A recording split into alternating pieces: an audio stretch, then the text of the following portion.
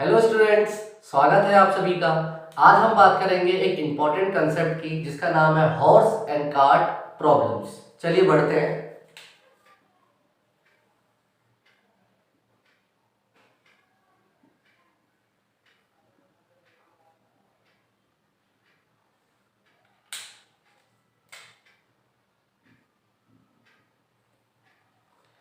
ये आपका कार्ट है जिसका मास कैपिटल एम है और ये आपका हॉर्स है। जो आपका हॉर्स है वो ग्राउंड को पुश कर रहा है एफ फोर्स से। तो जो ग्राउंड है उसका reaction, normal reaction opposite direction में आ रहा है, कैपिटल आर। इस नॉर्मल रिएक्शन के दो कंपोनेंट, एक वर्टिकल कंपोनेंट और एक हॉरिजॉन्टल कंपोनेंट। वर्टिकल कंपोनेंट को बैलेंस करने के लिए जो हॉर्स का वेट है वो डाउनवर्ड लाई कर रहा है। कार्ट से हॉर्स की तरफ जो ये रस्सी है, ये रस्सी स्ट्रिंग है। अगर हॉर्स जिसका मास हमने मान लिया स्मॉल एम, अगर वो आगे की तरफ मूव करता है तो जो आपका इस रस्सी के अंदर टेंशन आएगा वो टी, कुछ ऐसा रिप्रेजेंट करेंगे, टी और माइनस टी, एक्शन और रिएक्शन, न्यूटन थर्ड लॉ। फिर जब ये कार्ट अगर आगे की तरफ जा रहा होगा तो इस पर लगने वाला फ्रिक्शन कहां होगा, पीछे की तरफ, फोर्स ऑफ फ्रिक्शन। तो उसको आप यहां पर दिखा सकते हैं कि कार्ट पे लगने वाला फोर्स ऑफ फ्रिक्शन कहां है, बैकवर्ड। तो ये आपका फ्री बॉडी डायग्राम है जिसको मैं एक बार दोबारा एक्सप्लेन कर देता हूं कि आपका जो ये हॉर्स है जिसका मास स्मॉल एम है वो ग्राउंड को पुश कर रहा है कैपिटल एफ फोर्स से, जिसको बैलेंस करने के लिए ग्राउंड से नॉर्मल रिएक्शन जो आ रहा है वो है कैपिटल आर। इस कैपिटल आर के दो कंपोनेंट है, एक हॉरिजॉन्टल कंपोनेंट और एक आपका वर्टिकल कंपोनेंट। ये आपका जो मास है हॉर्स का, जब ये आगे की तरफ जा रहा है तो जो कार्ट है और जो हॉर्स है इसके बीच में जो ये स्ट्रिंग है, इस स्ट्रिंग में क्या आ रहा है, टेंशन आ रहा है, वो भी equal and opposite Newton third law से। और जो इसके व्हील है, कार्ट के जो व्हील है उन पर लगने वाला फ्रिक्शन कहां है, बैकवर्ड। तो हमें यहां पर दिखाना है कि ये सिस्टम आगे की तरफ मूव कर रहा है, तो उसके लिए आपको दो केस देखने होंगे। दो केस आप कैसे, मतलब देखिए, एक आगे वाले कंपोनेंट को देखिए और एक पीछे वाले कंपोनेंट को, मतलब कैसे आप वो देखिए। सोचिए कि जो हॉर्स है वो मूव कर रहा है forward, the horse moves forward. तो जो हॉर्स है वो आगे की तरफ कब मूव करेगा, जब h बड़ा होगा किससे, t से। जब आपका h बड़ा होगा किससे, t से। अगर ऐसा होगा तो ये सिस्टम कहां जाएगा, आगे की तरफ। तो लगने वाला जो नेट फोर्स है वो एक्ट करेगा हॉर्स पे। तो net force acting on the horse क्या हो जाएगा, वो h बड़ा है t से तो ये हो जाएगा h माइनस t।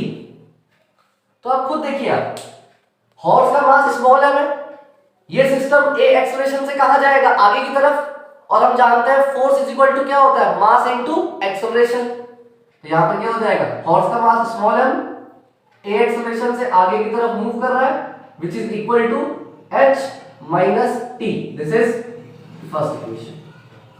तो मैंने कहा जब भी हॉर्स कार्ट के क्वेश्चन आए तो आप इनको दो कंपोनेंट में सॉल्व करिए, एक इन कंपोनेंट को सॉल्व करिए और फिर एक इन कंपोनेंट को सॉल्व करिए, आपको इजीली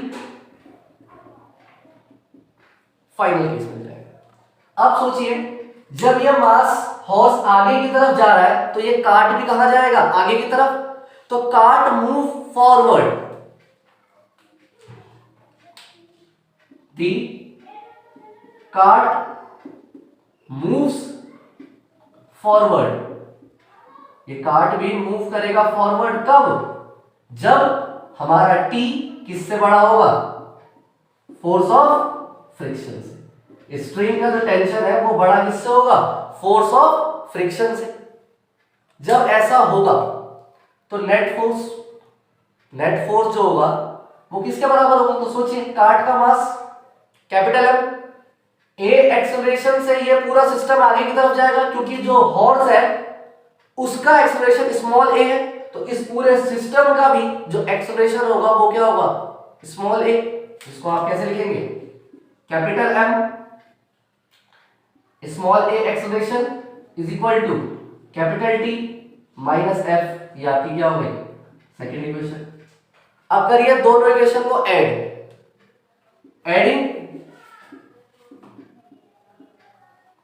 इक्वेशन 1 एंड 2। जब आप दोनों इक्वेशन को ऐड करेंगे तो देखिए h माइनस टी है प्लस t माइनस एफ होगा। ये वाला t इस t से क्या हो जाएगा? Cancel out. तो बचेगा क्या आपका? h minus F is equal to, ये वाली साइड इसके साथ ऐड होगी, a एक्सेलरेशन क्या आ रहा है? कॉमन, तो बच क्या रहा है? Capital M plus small m। याद ये चीज, अगर आप यहां से एक्सेलरेशन निकालेंगे तो एक्सेलरेशन क्या आ जाएगा? जो आपका एक्सेलरेशन आएगा वो आएगा h minus F upon capital M plus small m। ये एक्सेलरेशन की क्या आ गई? वैल्यू आ गई। तो आप समझिए बात को, एक्सेलरेशन पॉजिटिव कब होगा? एक्सेलरेशन पॉजिटिव कब होगा? एक्सेलरेशन जब पॉजिटिव होगा जब कैपिटल जो ये h हॉरिजॉन्टल कंपोनेंट है, मतलब हॉर्स जो आगे जा रहा है इसका हॉरिजॉन्टल कंपोनेंट वो किससे बड़ा हो? फोर्स ऑफ फ्रिक्शन से। तो आप कह सकते हैं सिंपल सी, thus the system moves forward. कब फॉरवर्ड करेगा? जब आपका h बड़ा होगा किससे? फोर्स ऑफ फ्रिक्शन से।